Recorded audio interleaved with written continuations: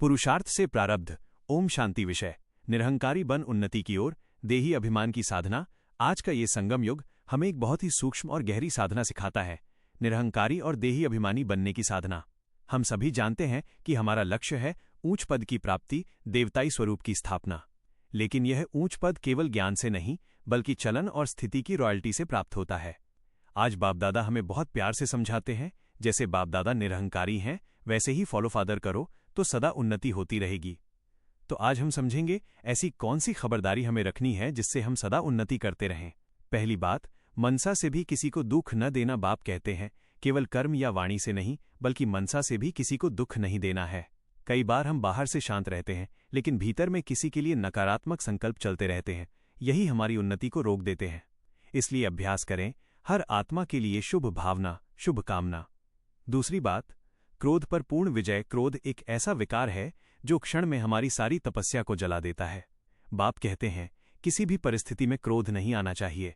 याद रखें, जहां शांति है वहां शक्ति है, जहां क्रोध है वहां कमजोरी है। तीसरी बात, विघ्न रूप नहीं, सहयोगी बनना। हम बाप के बच्चे हैं तो हमारा कर्तव्य है रुद्र यज्ञ में सहयोग देना, न कि विघ्न डालना।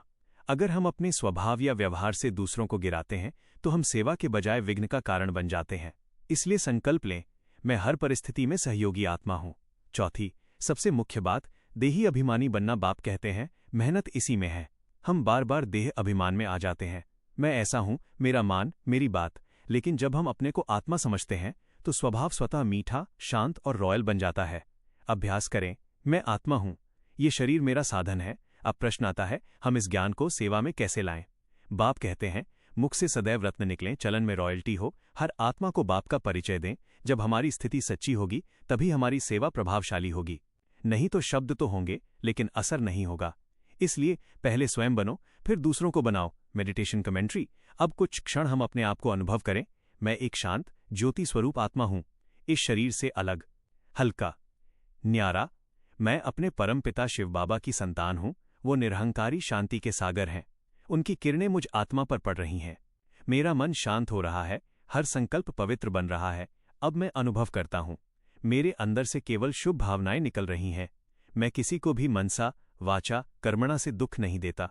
मैं सुखदाता आत्मा हूं। हर परिस्थिति में मैं शांत हूं। क्रोध मुझसे कोसों दूर है। मैं देही अभिमानी स्थिति में स्थित हूं, हल्का, स्थिर, शक्तिशाली। अब मैं संकल्प करता हूं, मैं बाप के समान निरहंकारी बनकर सबको सुख देने वाली आत्मा हूं। ओम शांति।